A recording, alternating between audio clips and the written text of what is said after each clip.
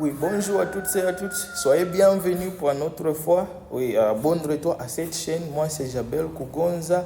N'oubliez pas de vous abonner, liker et partager le vidéo. Aujourd'hui, on va discuter la situation maintenant. Oui, une guerre qui pourrait se dérouler au Soudan du Sud, le plus jeune pays du monde, un pays qui est au bord, oui, dans notre guerre. On va comprendre pourquoi il est important pour utiliser tous les moyens disponibles, oui, pour stopper la recurrence de cette guerre. Mais aussi, on va discuter pourquoi il est crucial pour empêcher, oui, notre guerre, particulièrement au Soudan du Sud, oui, dans une région déjà fragilisée. Oui, merci beaucoup. Nous sommes la diplomatie. Donc maintenant, plongeons dedans. Oui, le Soudan du Sud, c'est le plus jeune pays du monde. Oui, c'est un pays qui a réalisé son indépendance dans 2011, oui, après un référendum qui a été organisé dans lequel les sudistes détermineraient où appartenir. Donc, après ce référendum, un gouvernement a été formé au Soudan du Sud, oui, dans lequel il y a eu le partage de pouvoir entre M. Salva Kiir, le président, avec son vice-président, M. Riek Machar.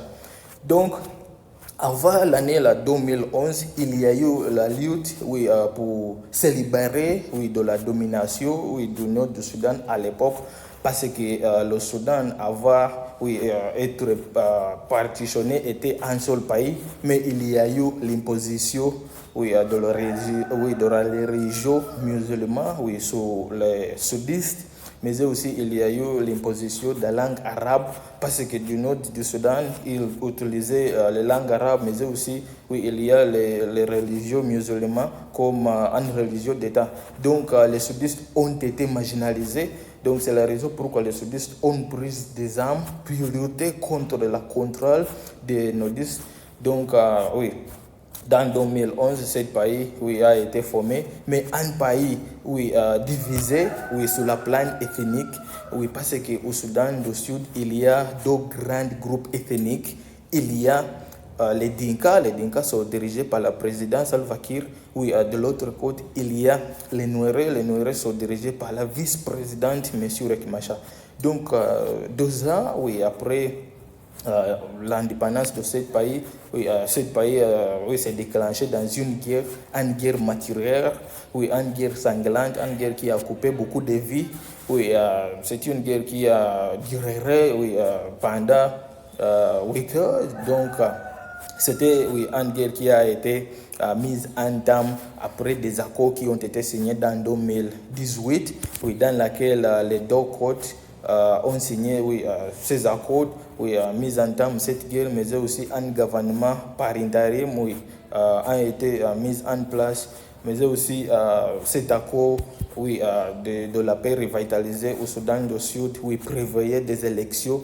Oui, mais aussi une constitution oui, aurait oui, être mise en place, mais jusqu'à maintenant, il n'y a pas oui, des élections qui ont été organisées au Soudan du Sud. Donc, oui, c'est un pays qui n'a pas oui, réalisé oui, une élection démocratique. Donc, il y a oui, les luttes pour le pouvoir entre les groupes dirigés par M. Salva Kiir, le président. Oui, il vient de la groupe ethnique, comme je vous ai dit déjà, oui, les Dinka. Donc, à l'autre côté, il y a les Nuer. Donc, il y a eu, oui, oui, les manques de mise en place un gouvernement oui, démocratique, un gouvernement qui n'était pas oui, lié sur les différences ethniques. Donc, c'est oui, parmi les plus grands problèmes qui ravageaient ce pays. Donc, pourquoi sommes-nous oui, dans cette situation, oui, au bord d'une guerre? Donc, au début de cette année, il y a eu oui, les affrontements entre le gouvernement avec les forces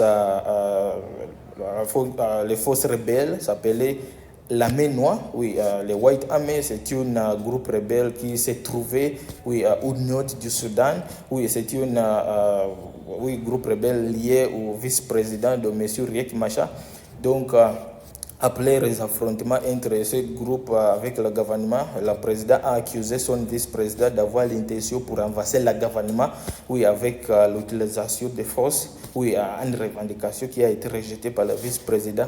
Mais jusqu'au maintenant, nous avons vu l'armée ougandaise a été déployée, oui, au Soudan du Sud, oui, après l'invitation par la présidente Salva Kiir pour protéger son gouvernement, oui, certains dirigeants, certains proches, oui, de vice-président ont été détenus, ont été arrêtés par le gouvernement. Donc la situation maintenant c'est très compliqué au Soudan du Sud. C'est un pays qui pourrait déclencher, oui, dans notre guerre, une guerre qui n'était pas bienvenue. Donc parmi les raisons pourquoi pour moi je pense qu'il faut utiliser tous les moyens disponibles. D'abord nous avons des guerres partout dans cette région. Donc il y a eu aussi un autre problème. Oui, on pourrait avoir aussi l'afflux des réfugiés en Ouganda, mais aussi les autres pays dans la région. Donc il y a eu aussi une autre menace oui, dans la matière de prolifération des armes.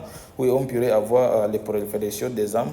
Donc les diplomates, mais aussi tous les acteurs dans la région, il faut, oui, renforcer les modalités, mais aussi les provisions des accords revitalisés qui ont été signés dans 2018 pour empêcher cette guerre. Donc, mais aussi la situation humanitaire au Soudan du Sud aussi, c'est très catastrophique. Donc, nous avons vu beaucoup de personnes ont fui le pays, beaucoup de morts, oui, à travers des années.